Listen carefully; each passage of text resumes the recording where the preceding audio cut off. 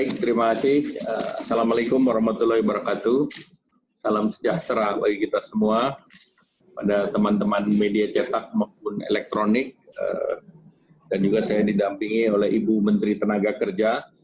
Ada beberapa hal yang ingin kami sampaikan terkait dengan hasil ratas dengan Bapak Presiden terkait dengan ketenaga kerjaan, sesuai dengan arahan Bapak Presiden dan dalam musrenbang tadi pagi di depan para gubernur, beliau menyatakan untuk memperhatikan sektor-sektor usaha yang terdampak dalam oleh COVID-19 ini.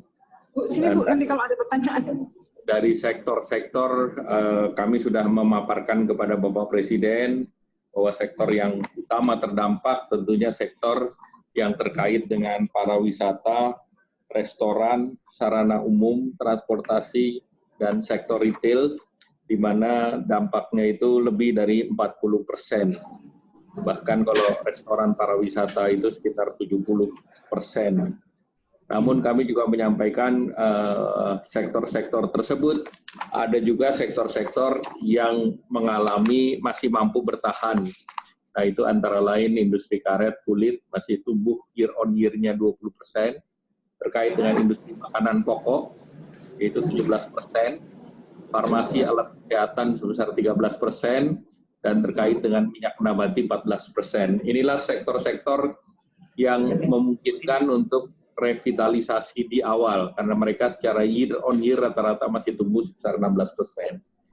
Nah, terkait dengan daerah, seperti yang diprediksi, beberapa daerah utama seperti yang terkait dengan COVID terdampak yang terkait dengan pariwisata, seperti Bali, Kepulauan Riau, Sulawesi Utara, itu pertumbuhannya memang terdampak dalam. Demikian pula Jakarta yang melaksanakan PSBB itu juga cukup dalam.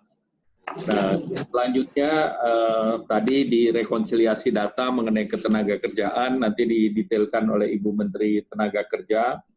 Jumlah tenaga kerja yang dirumahkan mencapai 1 juta lebih, kemudian yang PHK 375.000, total yang dirumahkan sebanyak 1,4 juta, kemudian pekerja informal terdampak sebesar 314.833, dan juga 1,7 juta secara total. Nah, data ini adalah data yang telah dipusatkan oleh Kementerian Tenaga Kerja, diverifikasi, dan ini berbasis kepada, selain daripada Kementerian Tenaga Kerja, juga terkait dengan BPJS Ketenagakerjaan.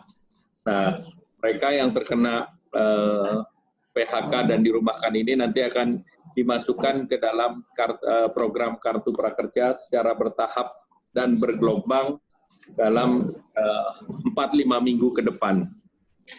Kemudian juga tadi secara sekilas disampaikan terkait dengan Kartu Prakerja yang sudah mendaftar registrasi 9 juta dan yang telah mendapatkan saldo itu adalah gelombang pertama dan kedua sebanyak 456.000 user, terbanyak di Jakarta, kemudian Jawa Barat, Jawa Timur, Jawa Tengah, Banten, Sulawesi Selatan.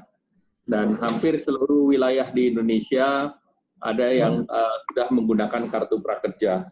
Dari pengguna kartu itu 18% memilih mengambil fasilitasnya dalam bentuk cash melalui perbankan, yaitu BNI, sisanya 72% melalui e-wallet atau e-money. Kemudian juga dibahas terkait dengan relaksasi pembayaran iuran jam sostek. Nanti ada 116.705 perusahaan yang terdampak COVID meminta relaksasi. Nanti secara detail disampaikan oleh Menteri Tenaga Kerja.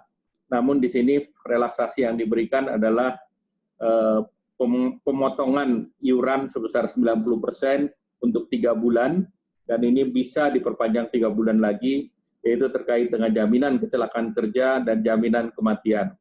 Nah, fasilitas yang diberikan untuk jaminan kecelakaan kerja itu sebanyak 2,6 triliun, jaminan kematian sebanyak 1,3 triliun, dan juga penundaan iuran jaminan pensiun sebesar 3 bulan, selama 3 bulan, dan besarnya juga sekitar 8,74 triliun.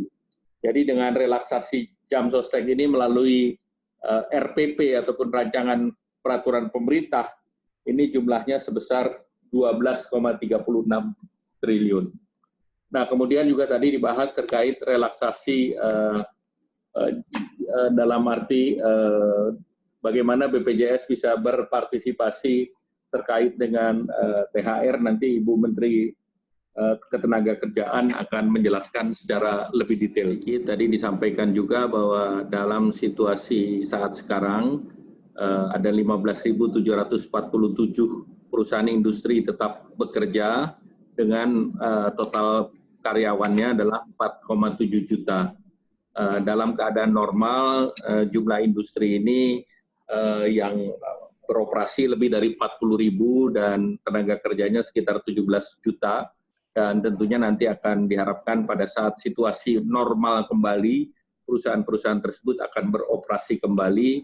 Dan tadi diberi catatan bahwa seluruh stimulus maupun insentif itu diberikan dengan catatan tidak melakukan PHK.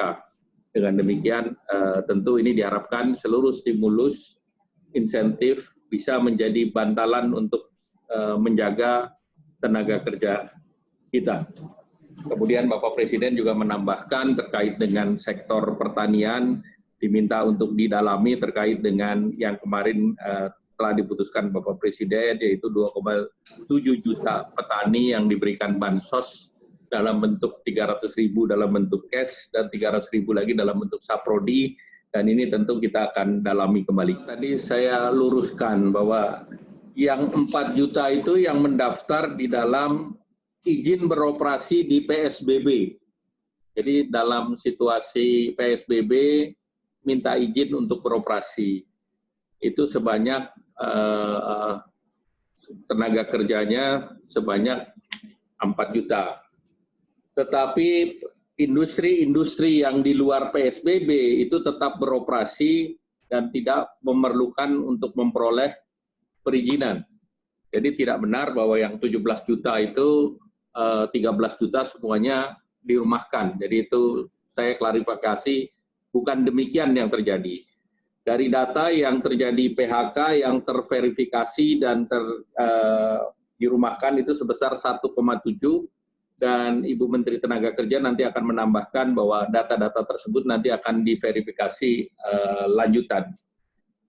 Kemudian yang terkait dengan untuk menjalankan industri tersebut, yang jumlah pabrik itu sekitar 40, di atas 40.000, dan tentunya yang mendaftar tadi yang disampaikan oleh Ibu Menteri Tenaga Kerja tadi ada jumlah yang meminta untuk penundaan iuran BPJS Ketenagakerjaan.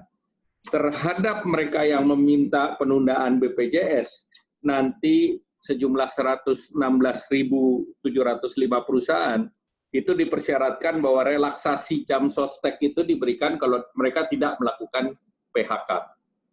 Sedangkan terkait dengan insentif itu kriterianya berbeda lagi, karena itu terkait dengan restrukturisasi, karena memang dari segi demand beberapa industri termasuk pariwisata demand-nya sudah turun 70%.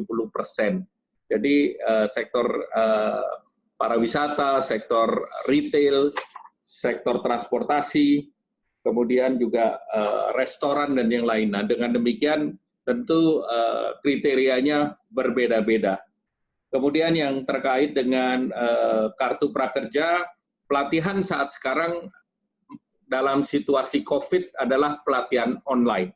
Tidak semua budget itu akan ditumpuk di online, tetapi nanti akan dibuka pada saat COVID itu sudah selesai ataupun sudah direlaksasi, itu akan dimulai pelatihan yang offline. Dan tidak benar bahwa seluruh yang paket pelatihan itu ditumpahkan ke platform tersebut, karena itu nanti jumlah rata-rata yang terpakai per hari ini untuk di gelombang pertama itu rata-rata 500.000. Jadi tentu kita lihat begitu jumlahnya membesar pasti dari segi market akan turun. Saya ingin menambahkan satu, tadi ada catatan dari Bapak Presiden bahwa dalam situasi Corona ini momentum untuk mendorong penggunaan produksi dalam negeri itu didorong.